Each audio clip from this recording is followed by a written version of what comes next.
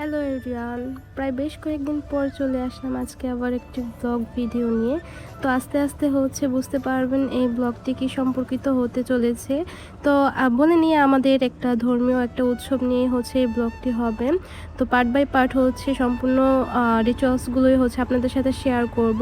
তো ওই দিন সকালে ঘুম থেকে উঠে আমরা দুধ আনতে চলে যাই, কারণ পিসি বলেছে দুধ আনার জন্য। আর এইদিকে নাকি দুধের অনেক দাম, তো এই দুধ দিয়ে দই বানানো হবে, তার জন্য দুধটা নেওয়া হয়েছে। তো আমরা দেখতে দেখতে চলেও এসেছি পিসিদের বাসায়। তো পিসিদের বাসায় আস্তে আস্তে অনেকটাই রাত হয়ে গিয়েছিল।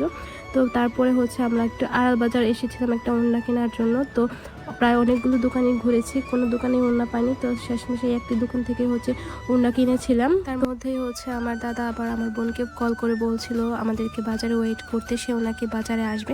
তো আমরা এখানে দাদার জন্য ওয়েট করছিলাম, আর আমার বোন এখানে ফেসবুকে নোটিফিকেশন দেখছিল তার এক্সামের রেজাল্ট দেবে। তো সেটাই বিএনএমসি অনেকগুলো ডেটই দিয়েছে, কিন্তু রেজাল্ট এখনও পাবলিশ হয়নি। তো এইদিকে দেখছিলাম অনেক বিদ্যুৎ চমকাচ্ছে, তো মনে হয় রাত্রে বৃষ্টি আসবে এরকম একটি ভাব। তো আমরা বাসায় চলে এসেছি।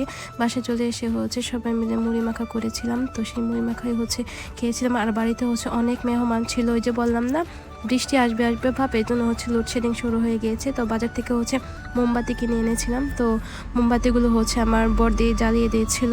তো এদিকে সবাই অন্ধকারের মধ্যে আড্ডা দিচ্ছিল, কথাবার্তা বলছিল।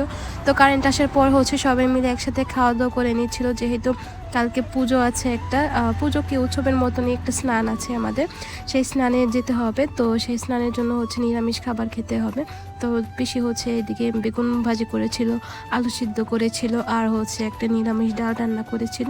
তো সব কিছুই নিরামিষ খাবার খাওয়া হয়েছিল ওই দিন রাত্রে। তো বড়দের খাওয়া শেষে আমরা খেতে বসেছিলাম লাস্টে, আর আমরা একটু দুষ্টুমি করতে করতেই খাচ্ছিলাম। তো খাওয়ার সময় আমি একটু ভিডিও ক্লিপসও নিচ্ছিলাম। আমার এই ভাই আর বড়দি একদমই খাবার খেতে চায় না, কেন খেতে চায় না তা জানি না, এই জন্য এত রোগা সোগা। তো আমাদের সবার খাওয়া কমপ্লিট হয়ে গিয়েছে, তাদের খাওয়া একদমই কমপ্লিট হয়নি।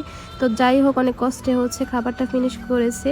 তো এইদিকে একটা পাওয়ারের চশমা নিয়ে আমার বোন আর ভাই একটু দুষ্টুমি করছিল, এটাতে নাকি অনেক বড় বড় দেখা যায়। তো যাই হোক, এখানে দুষ্টুমি শেষ করে আমরা একটু গল্প গুজব করতে গিয়েছিলাম পাশের বাড়িতে, এখানেও একটু আড্ডা দিয়েছিলাম। তবে বেশিক্ষণ টাইম নিয়ে আমরা আবার চলে এসেছি তাড়াতাড়ি।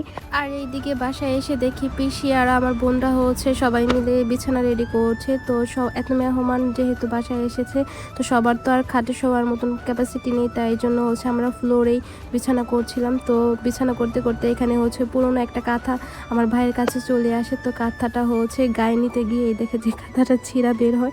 তারপরে সেইটা নিয়ে অনেকক্ষণ দুষ্টামি করে। তো আমরাও অনেকক্ষণ হাসাহাসি করি। তো হাসাহাসি করার